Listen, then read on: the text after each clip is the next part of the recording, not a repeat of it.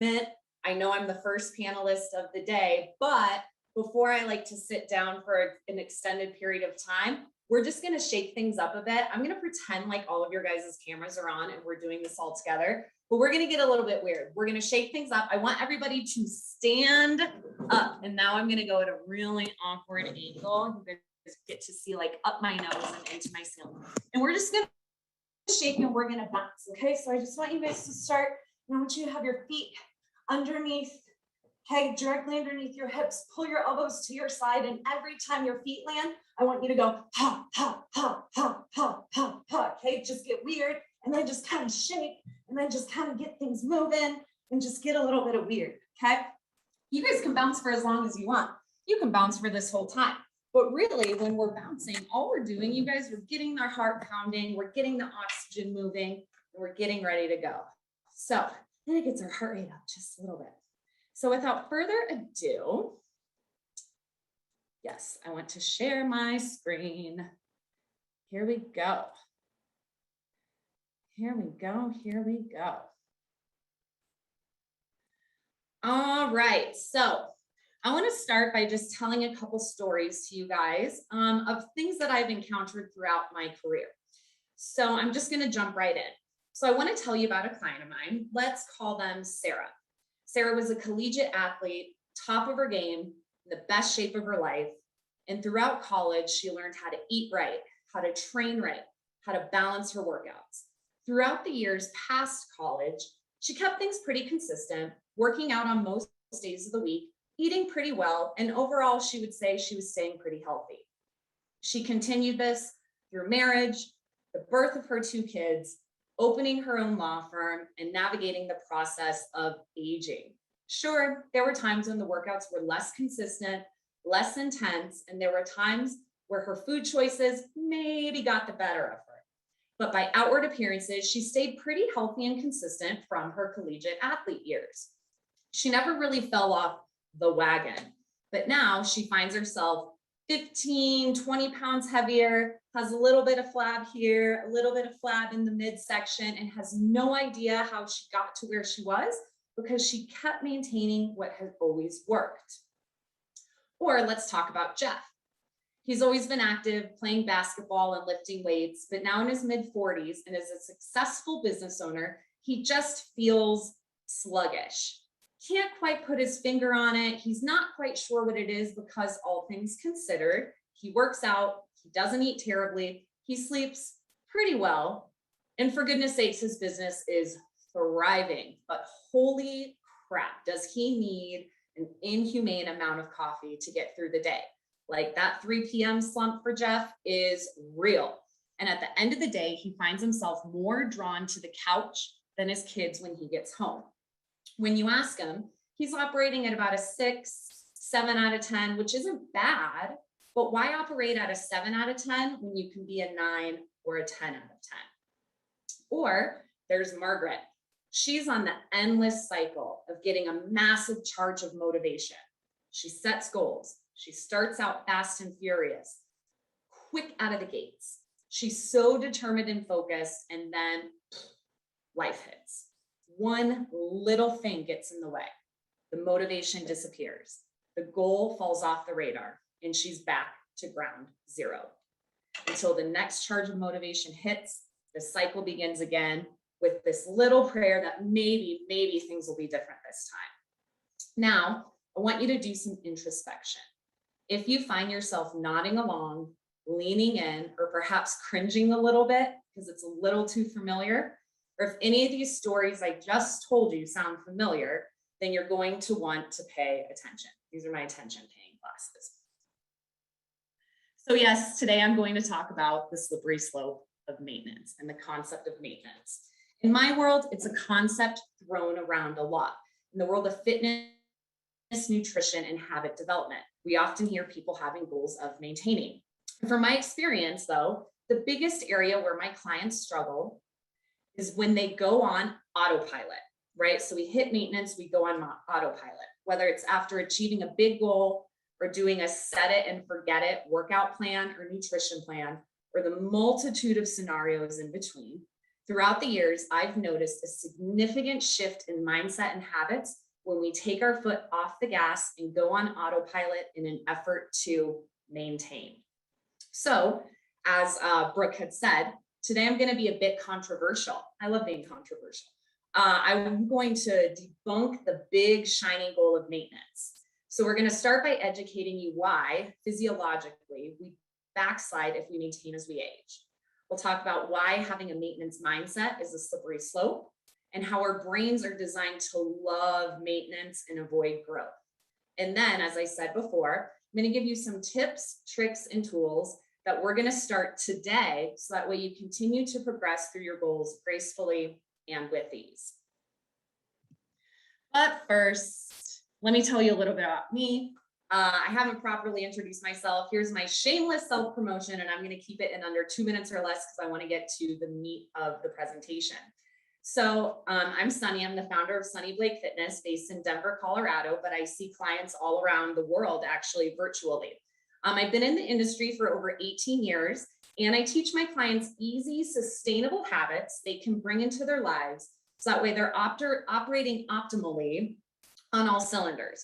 So we focus on exercise, yes, we focus on nutrition, and then habit and mindset coaching, all in an effort to re-energize, lose those stubborn pounds, and build lifelong habits to feel like you're at the top of your game at any age. So as you guys might have guessed, I work with my clients to build really simple, sustainable habits. So I'm not looking to blow up my clients' lives. We're looking to come in and teach simple, sustainable things. Goals of weight loss, increased strength, increased energy. The number one feedback that I typically get, though, is that my clients feel better now than they did in their glory days. Okay, so that is enough about me. So I am a big words person. So I want to make sure that we are all on the same page when we're talking about maintenance. So dictionary, Merriam-Webster defines maintenance as the act of causing something to exist or continue without changing. I've already thrown the baby out with bathwater here, you guys. I've spoiled the ending and said that I'm here to tell you why the concept of maintenance is counterproductive to growth. So first, I want to talk about maintenance in physiological terms. So the headline is, as you age, your metabolism slows, your hormones decline.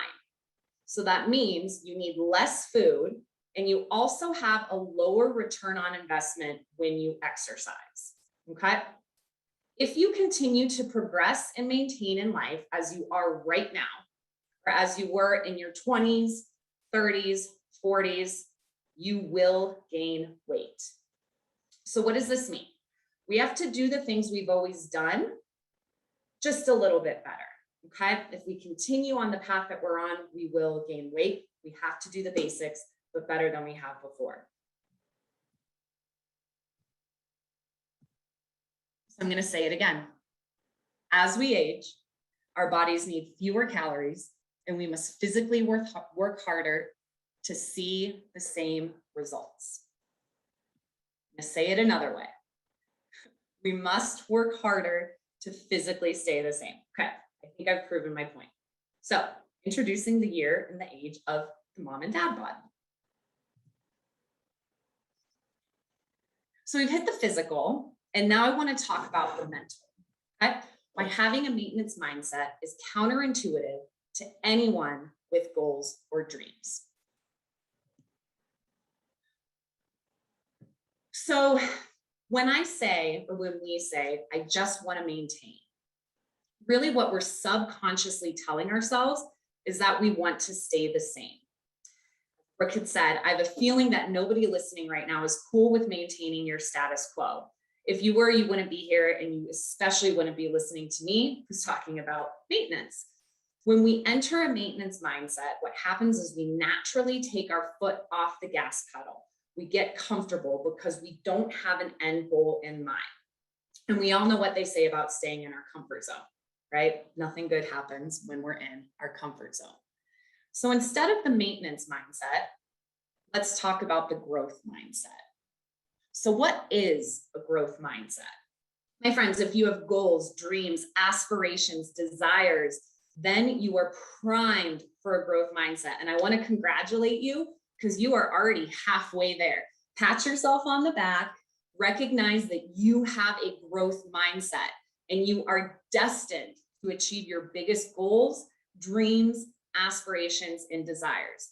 Because, my friends, listen up, we would not be given the ability to dream without the power to achieve those dreams. I'm going to say it again. We would not be given the ability to dream without the power and the capability to achieve those dreams. You guys, this is big. And the second that we embrace this notion, the second things change. We have a dream that comes from the same place that has the power and the capability to achieve those dreams. So let's dream.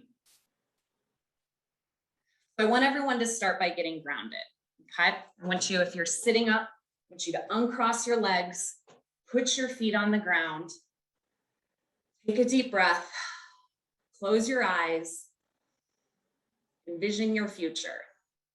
Take a couple cleansing breaths in through the nose, hold it, out through the mouth. One more time, in through the nose, hold it, out through the mouth. I want you to ask yourself, what do I want? What do I want? What do I want? Keep asking yourself that. Keep your eyes closed. Start to dream. Start to envision.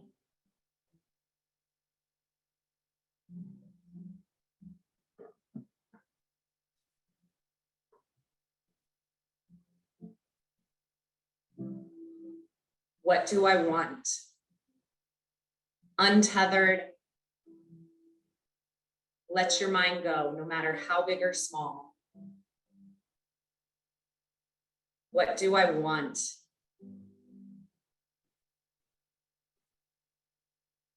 Now open your eyes. Take a moment. I'm going to give you guys 4 minutes. Start writing.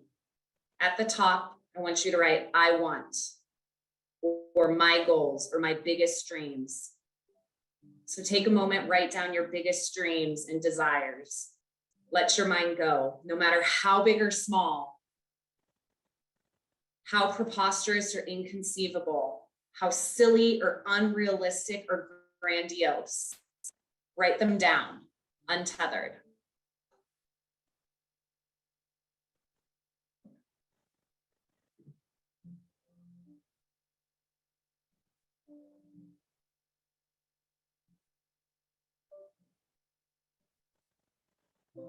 Don't be afraid. Just keep writing. Fill the page. I want a puppy. I want pajamas. I want to buy an island. I want to retire when I'm 40. I want to lose 40 pounds, 50 pounds, 5 pounds. I want to gain 20 pounds of muscle.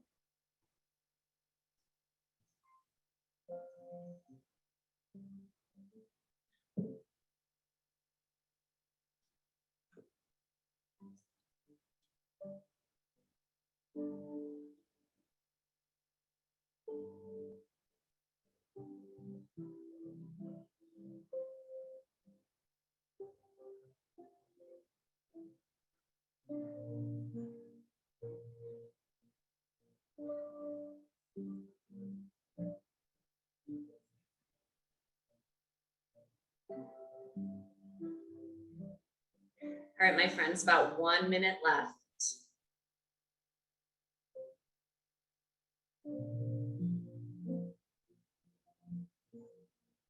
And for those of you who are truly daring, enter your scariest dream or goal into the chat.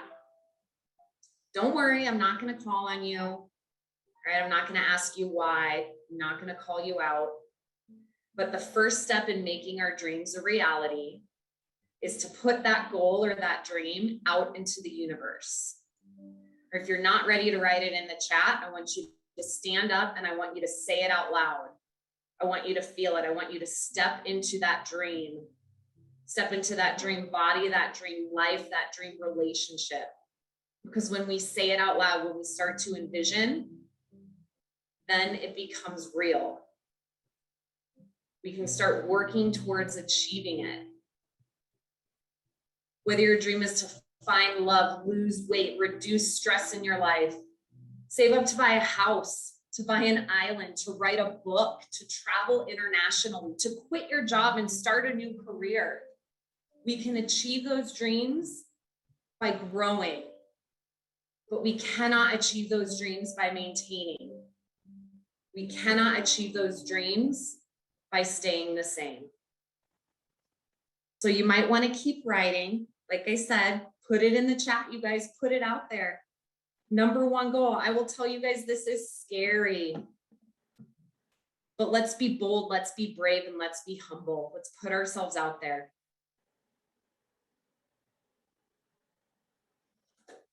Okay.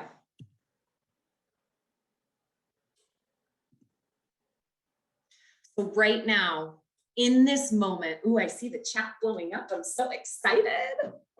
I get really excited. So my friends, right now in this moment, we are capable of achieving some of our biggest, deepest dreams and desires. Just let that settle in. Whatever you wrote down, you are capable of achieving it. But we can only achieve those goals by growing to bigger and better versions of ourselves.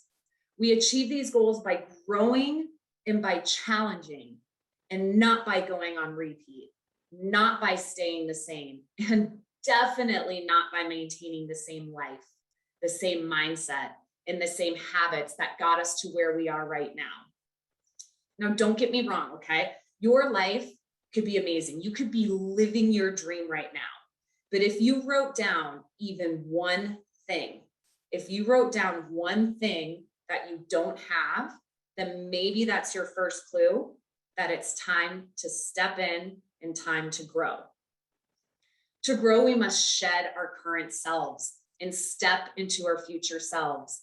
Step into the strong, beautiful badasses that we are all destined to be. So if you have a dream, and now I'm going to call those dreams goals, okay? So if we have a goal, how can we ever expect to achieve those goals if we stay the same? We all know the definition of insanity, right? Continuing to do the same thing, expecting a different result. Okay, so let's reflect. So far I've talked about why maintenance and having a maintenance mindset can be tricky, especially if you want goals in your life. And I can confidently say, I'm pretty sure I covered that topic pretty well. But now you might be saying, all right, Sunny, well, you had me write all these goals down. Like, what the heck do I do about it, right? It's a very good question. And I don't think it's a secret anymore.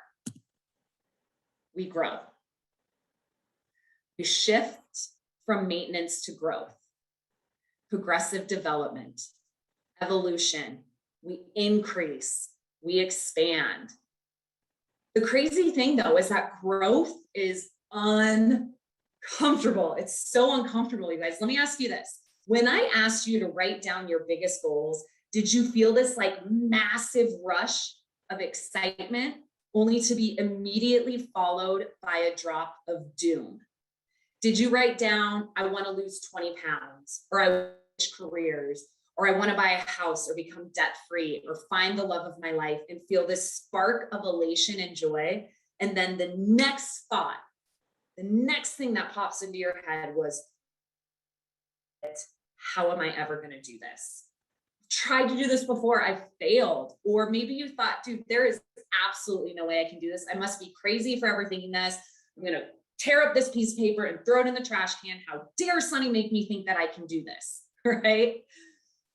If anything like that or any similar thought popped into your head, I want to say, welcome to the club. If those, I can't, I won't, I shouldn't, I couldn't, there's no way thoughts popped into your head, I want you to repeat after me, okay? Literally, you're going to say this out loud, right? Are you ready? I'm going to give you time. Brain, say brain. Thank you for trying to protect me. Growth is uncomfortable. And I know you're hardwired to keep me safe. So thank you for trying to protect me from the discomfort of growth. But your help is no longer necessary.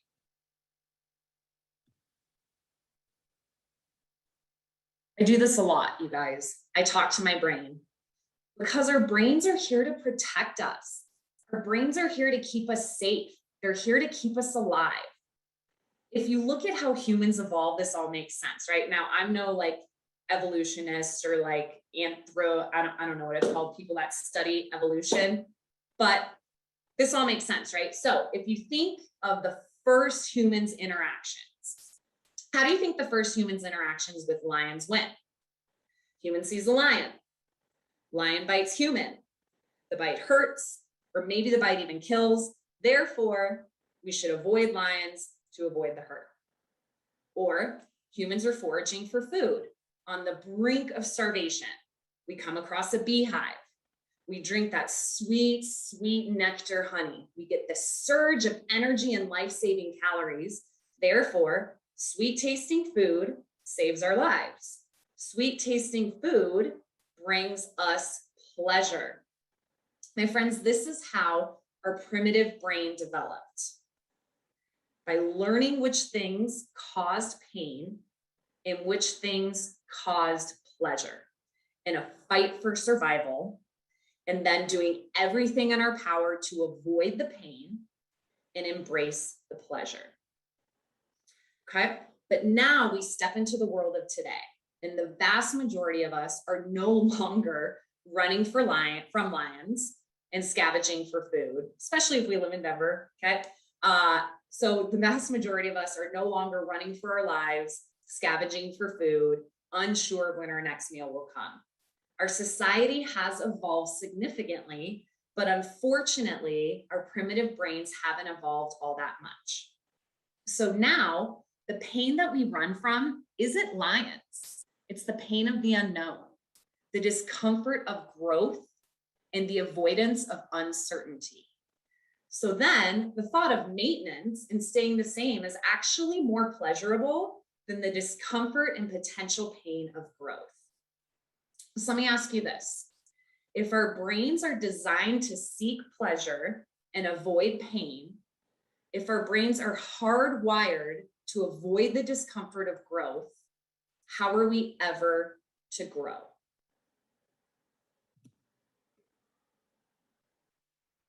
My friends, this is when we come back to our dreams. Everything you wrote down a couple minutes ago. We come back to our dreams, our desires, our goals, the optimal vision of our future. And we decide that we're ready to change. We decide that staying the same is scarier than the uncertain process of change. When we decide to take on a goal, yeah, it's risky, okay? You might fail. You might make a fool of yourself. You might fall down more times than not. And as you just learned, our brains are designed to avoid risk, to avoid the risk of failure. So has this ever happened to you? You set a goal, you start out on achieving that goal, you hit a massive failure or setback, or something gets in the way. And then you stop because you immediately think that one failure means you cannot achieve. And I'm just going to say, personally speaking, this has happened to me multiple times throughout my life. What do we do when we fail? Do we look at the goal and say that goal was unrealistic? Do we look at ourselves and say that we're incapable of change? Do we stop trying to grow and decide things are good enough where we're at? I think you guys know the answer. It is a hell no. And I'm envisioning all of you guys being like, hell no, Sonny, we're going to grow. We look at what caused the failure.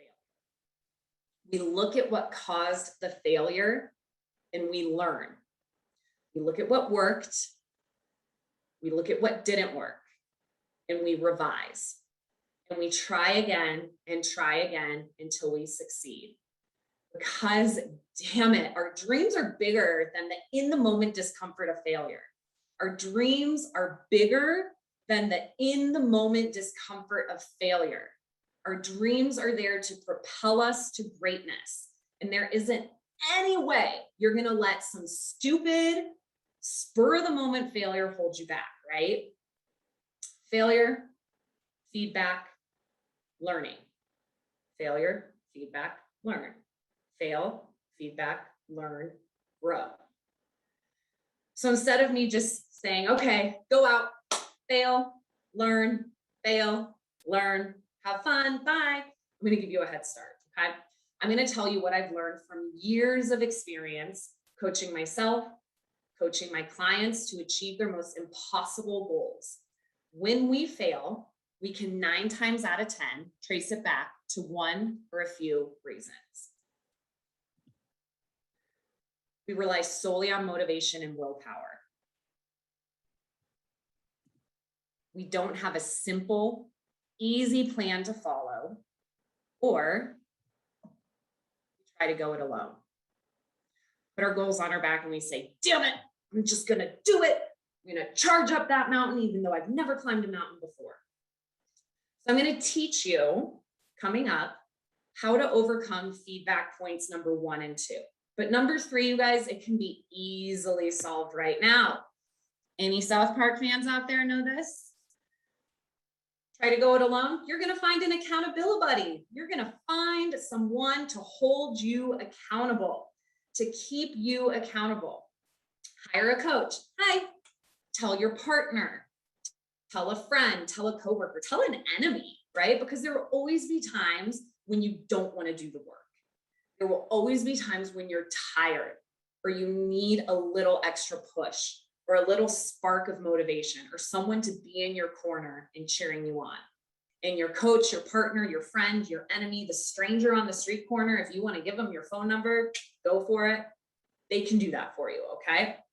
Okay, so that part's easy, right? I think we can all agree. I'm going to imagine you guys nodding along.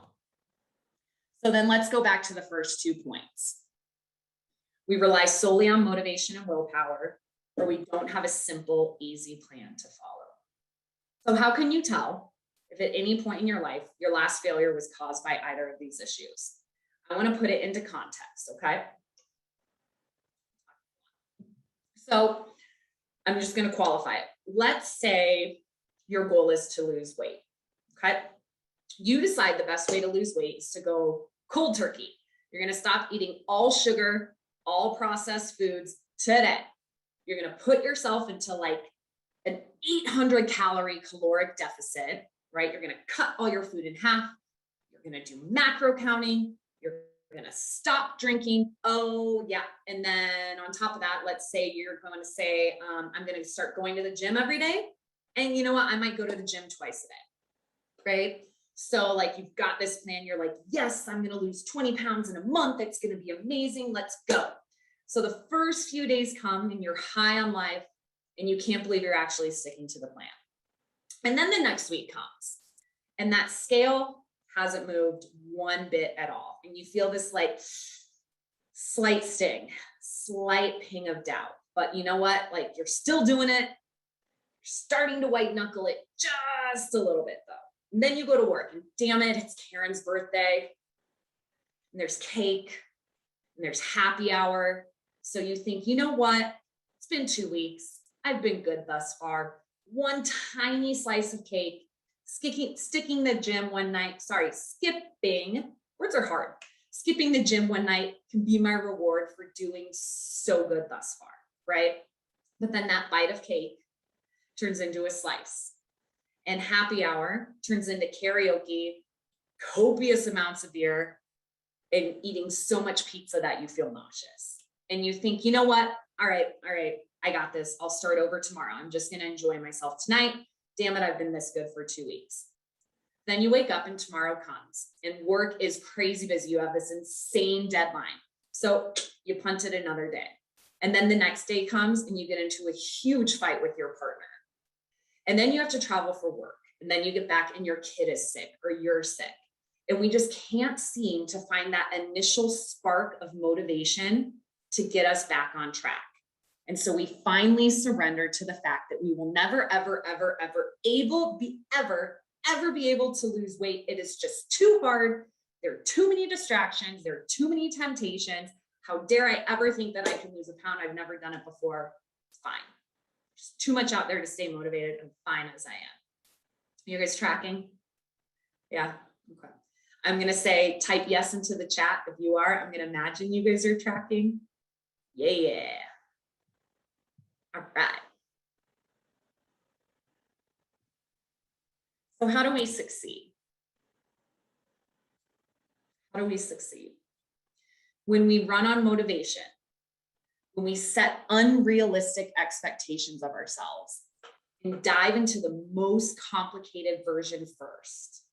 Yeah, like you might achieve your goals the quickest, but you're going to be the most miserable. And I hate to break it to you, you're more than likely setting yourself up for failure. You're setting yourself up to backslide, right? I mean, we've all heard those stories of those people, or maybe we've been those people who lose 10, 20, 30 pounds in a month only to gain it back the next month. There we go. So what are we to do? Well, first we slow down and we become humble. And we realize that it took us years to get to where we are right now. So how can we expect to make lasting change in a fraction of the time it took us to get here? My friends, motivation often comes after we start to see results. We lose a few pounds and that catapults us forward. We wake up refreshed only after we start to fix sleep hygiene.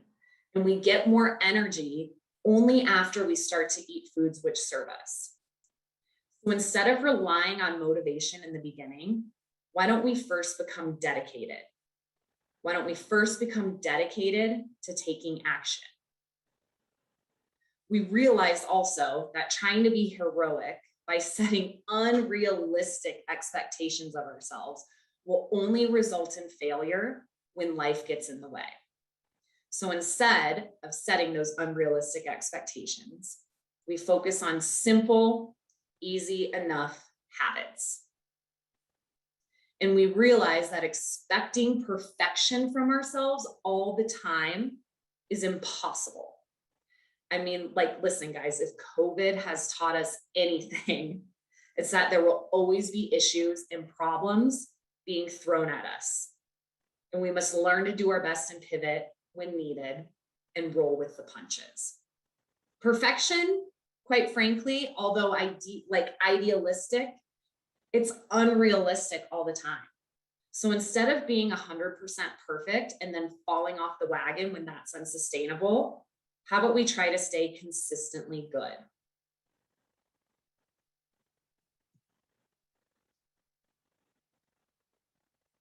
Time to write.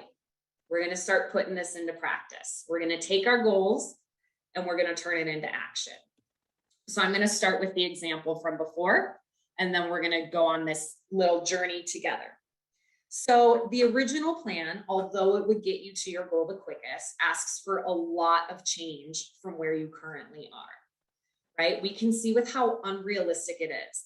Stop eating all sugar if maybe your reward at the end of the day was a cookie every day, right? Stop eating all processed foods. Let's say maybe you eat a ton of processed foods. You shop in the middle aisles of the supermarket. You're like, what the F is produce? What's a banana look like? I don't know. Calorie deficit, macro counting, exercising 7 times a week, sometimes 2 a day. We can see how unrealistic this can be for some people, and that you would really need to rely on a lot of motivation and willpower to achieve it, because it could be so far from where you currently are. So let's put our feed forward filters in here. Remember, there is no failure, there is only feedback. So maybe instead of stopping eating all sugar, we just focus on reducing our sugar intake. Instead of cutting out all processed foods, we just put more whole natural foods into our diet. You look at palm portion guidelines, green, yellow, red categories of foods, instead of going straight to macro counting if you've never done macro counting in your life and don't even know what the F of macro is, right? And if you've never exercised a day in your life or been inconsistent, 7 days a week becomes, let's just try to move 20 to 30 minutes every day or every other day. All right, now comes the fun part.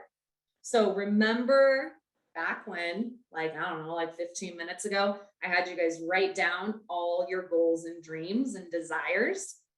I want you guys to pick your number one goal. The number one goal you want to start working on today, right now, right this second.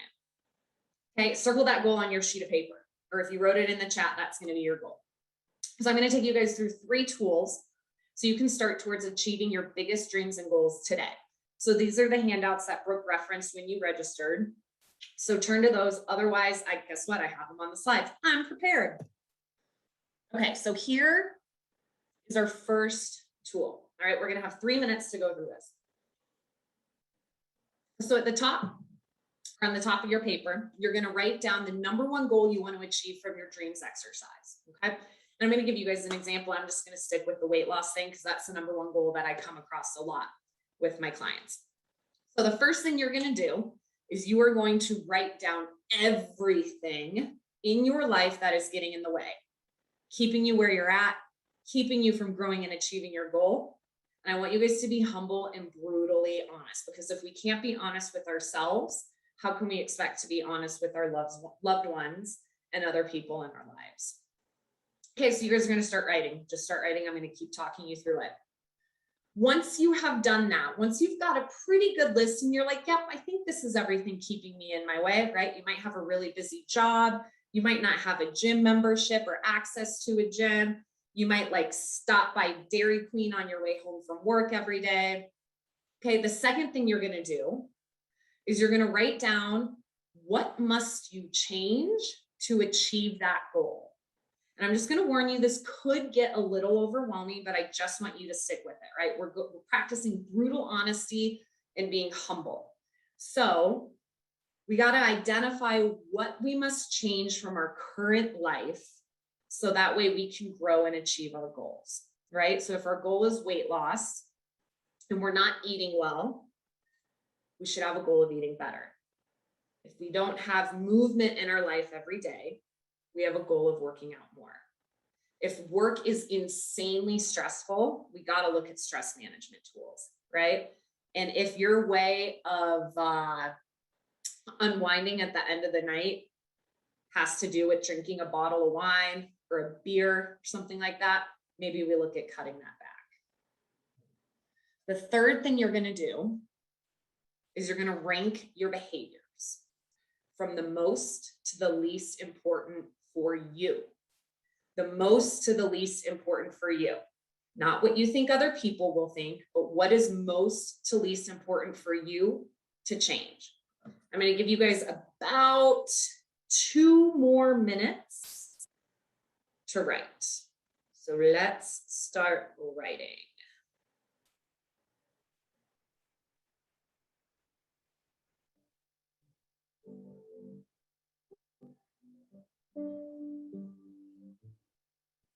The music's really slow.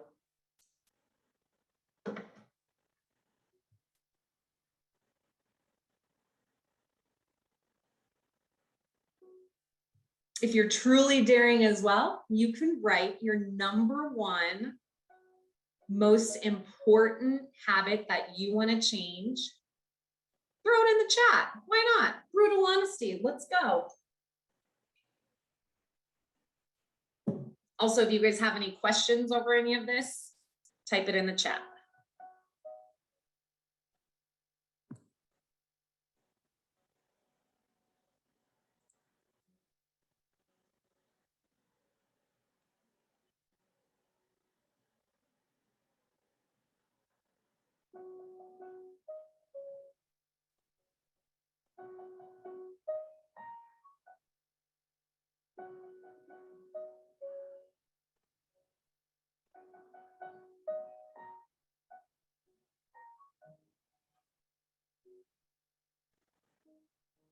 My God, I'm just reading through your guys' goals right now. These are incredible. Oh, I'm getting goosebumps.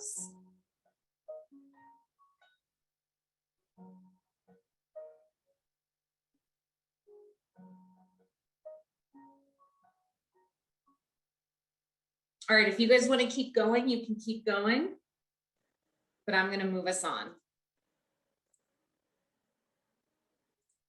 So now you're going to take that number one most important habit, and I want you to write it on another sheet of paper. If you did those printouts, you're going to write it on tool number 2, the take action worksheet.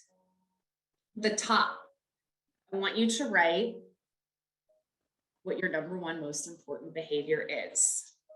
So utilizing my analogy or my example, you would write eating better at the top. Now you guys, here comes the fun part, okay? So remember, action comes before motivation. By setting simple, realistic expectations and behaviors that we can be consistently good at. The key word here, easy, simple. Third keyword, action. Okay, so it's something that we're doing, Now I want you guys to think on a scale of 1 to 10, where 1 is so easy, it's laughable, and 10 feels so difficult, it's crippling. I want you guys to go for a 3. Okay, just beyond your reach, just beyond your comfort zone. So what's something that you can do for 2 minutes a day that seems relatively easy if you just dedicate to it? Something that will move you towards your ultimate goal. And you guys, this is so highly personalized to who you are and where you're at in your journey, right? So for example, if you're just starting out on your nutrition journey, your 2-minute behavior might be to write down everything you're going to eat throughout the day the night before, right? Takes about 2 minutes, write a list, what you're going to have for breakfast, lunch, dinner, and snacks. Or if you're someone that tends to kind of buffer and go on autopilot when you eat, which results in overeating, perhaps your 2-minute behavior is to close your eyes, breathe, and meditate for 2 minutes prior to your dinner to get yourself present. So I want you guys to start brainstorming. I'm going to give you guys a little bit more time here. And as before, if you want, type everything into the chat. If your goal is to work out and you've never stepped foot in a gym, what can you do for 2 minutes? Maybe you put on your shoes, you walk to the mailbox, you get the mail, and you walk back. We're going for simple. Simple. Woo, that got loud. I like it, it's uplifting.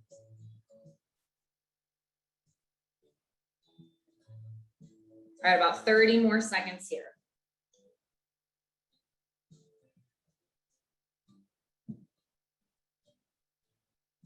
All right, if you know what your 2-minute behavior is, I want you to write into the chat, every day I am going to fill in the blank.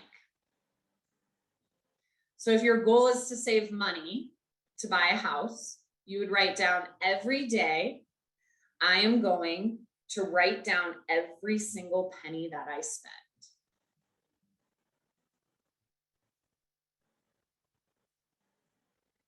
All right, let's move on. So then basically what happens, we have our 2-minute behavior and we implement it and we progress it. We implement it and we progress it. So you're going to take that 2-minute behavior and you're going to execute it every single day until it becomes so easy, it's automatic. When it becomes so easy, it's automatic, you have developed a habit. After it becomes so easy, it's automatic, you have a few choices. Your 2-minute behavior can become 5 minutes, then 10 minutes, and so on. Or you can make it slightly more challenging. Remember, we're going for that 3 out of 10 in our comfort zone. Okay. And tool number 3. So I'm going to teach you guys how to set off a chain reaction of wins. Now, this tool comes after you've implemented your 2-minute action, or you've been working towards your goals for a consistent amount of time, or you can ideate what a day in the perfect life is for you when you've achieved your goals. Okay. So this is another think and write. Okay. So you're going to reflect. When you're living your goals or when you're achieving your goals, what do you do on your best days? Are there any commonalities, anything like that? So I want you guys to come up with a few ideas for keystone habits that seem to ripple through and positively impact multiple areas of your life. I'm gonna give you guys another 2 to 3 minutes here. So let me give you an example. Let me give you like 5 examples, right? So you might notice that the days that you start with a healthy, balanced breakfast are your best eating days, and then you have the best workouts. So eating a healthy, balanced breakfast becomes a keystone habit that ripples into positivity for the rest of your day. Or you might notice that maybe after lunch at work, when you take a long walk around the block, you avoid the sweets for the rest of the day and throughout the night. So taking a walk after your second meal would become a keystone behavior. Or maybe you notice that meditation before bed allows you to rest and recover well, so you feel refreshed and ready to tackle your 6 a.m. workouts the next day. So meditating before bed becomes a keystone behavior for achieving your morning workouts. Okay, so I'm going to give you a few more minutes to ideate, to write down some keystone habits.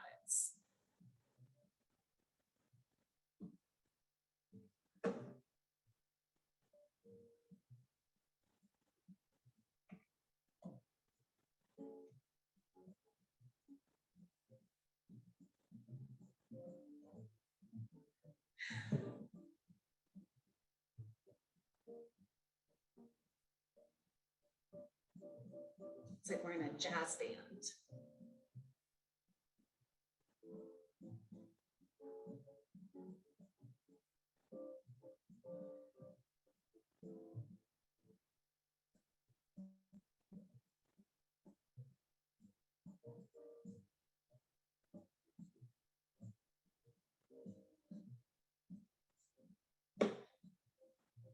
Awesome.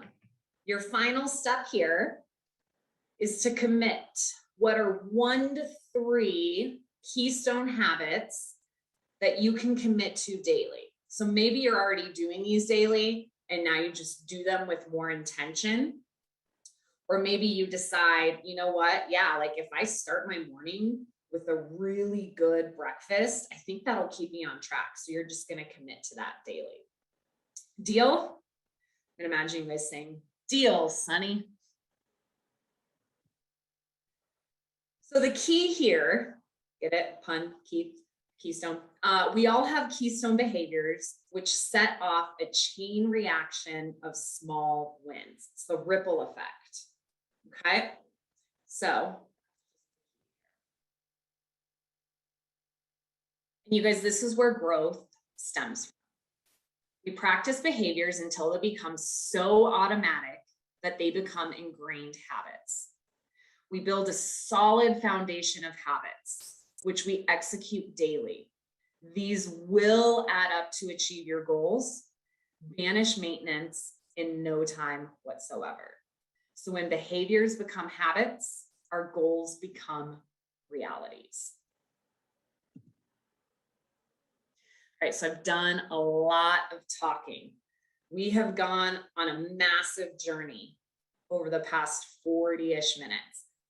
Okay, so let's reflect. So I started by debunking the big shiny goal of maintenance. I educated you why physiologically we backslide if we maintain as we age.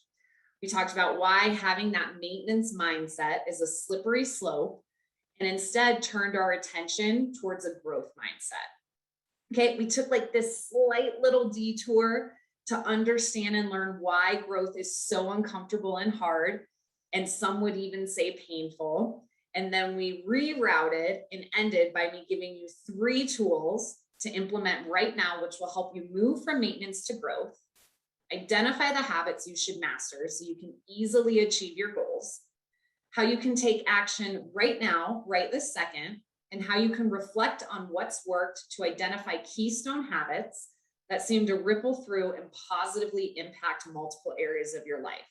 And this is all with the end goal of growing and progressing through your goals and your age with grace and with ease. So my friends, that's all I have for you. If anything I said today resonated with you, I urge you to reach out to chat. I focus primarily on private one-on-one coaching, and most of this is virtual, so location is never an issue. I have a challenge which is going to be starting in a few weeks. I have a group that'll be starting after the holidays. Otherwise, I really hope you took something from this. I know I certainly did. So yeah, so stay humble, stay consistent, and stay dedicated, my friends. Thank you, thank you, thank you so much. Sunny, you are awesome. Thanks. Great job. Excellent. I would love to open up the floor for questions for Sunny. Is that okay if we do that? Yeah. Okay, great. If I stop share? If you stop, well, let's do this. Sunny, can you just tell people how they can reach you really fast? Yeah, Before yeah. you lose So that slide. it's on the screen. So my website, sunnyblakefitness.com. On Instagram, my handle is @sunnyblake. And in Facebook, I do have a private group that's called Fast Fit Elite Training. And all of these are free resources. Thank you so much. Yeah. If you need Sunny, that's definitely, Carson put that link in the chat for you guys too. You're welcome to reach out to her as far as that goes. But yeah, wonderful. I want to open up the floor to some questions. And Sunny, there were a few that came in via email. Would you mind answering those? Sure. Maybe close out of your or unshare your screen here so you can go big. There you are. Am I big? You're big. I'm big. You guys, I'm 6 feet tall. So yeah, I'm big. Okay, so these are what was just put in the chat?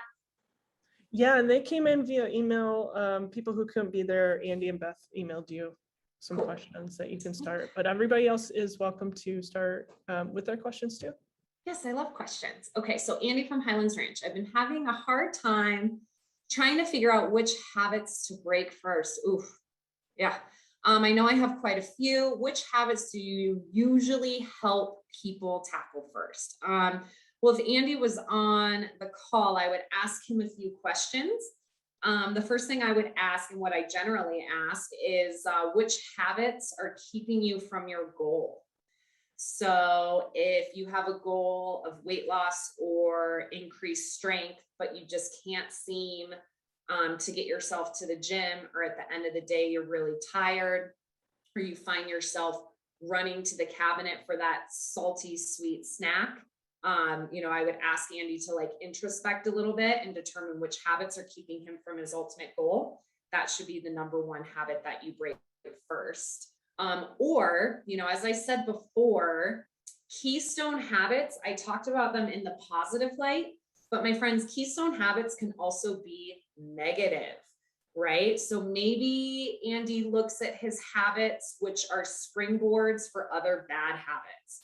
So maybe he finds that the morning that he skips breakfast, he's so starving that, he's reaching for donuts or he's reaching for the candy bowl. So I'd ask him to do a little bit of journaling throughout his day and write down what he's doing. And then we would identify what that habit is. Okay, Beth, Uptown. What do I find is the best progression for people as they get older to keep building strength? I'm in my 50s and want to understand what that looks like into my 60s. Oh my God, I love this. Beth, it's really simple. Lift heavy shit. Okay. I think one of the #1 things that people believe when they age is that we shouldn't be lifting heavy weights anymore. And you guys, We need to stress and strain our muscles, right? It increases bone mass density, right? It increases our muscle mass. And then the other thing would be to work to intensity. So I often see a lot of people as they age, they start to turn to walking every day and yoga, which is great, but we need to work to that intensity of like open mouth breathing, massively inhaling and exhaling intensity, right? So as we age, you guys, there's no reason why we can't lift heavy shit, why we can't jump and run, as long as we prioritize moving well first and foremost. So I have clients that are like in their 70s and they are deadlifting nearly 2 times their body weight because we prioritize moving really well. So Miss Beth, I would say lift heavy shit. Okay, that's about it. Okay. Oh, Amber, hi. What does a healthy breakfast look like for me? Oh my God, I love this. I love food, you guys. So first and foremost, I am vegan. I am plant-based. So my healthy breakfast might look a little bit different, but you guys, for my healthy breakfast, I look at consuming whole, unprocessed, natural foods. And I look at balancing my carbs with my fats and my proteins. I find that that is what serves me best. So I'll do things like a protein shake with like a water base, some vegan plant-based protein, a little bit of fats in there through either flaxseed or hemp seed, and then a little bit of natural carbs in there through like mixed berries. My other favorite breakfast is Berkshire muesli or overnight oats, which is like yogurt mixed with a little bit of protein and some carbs and fats. So good questions.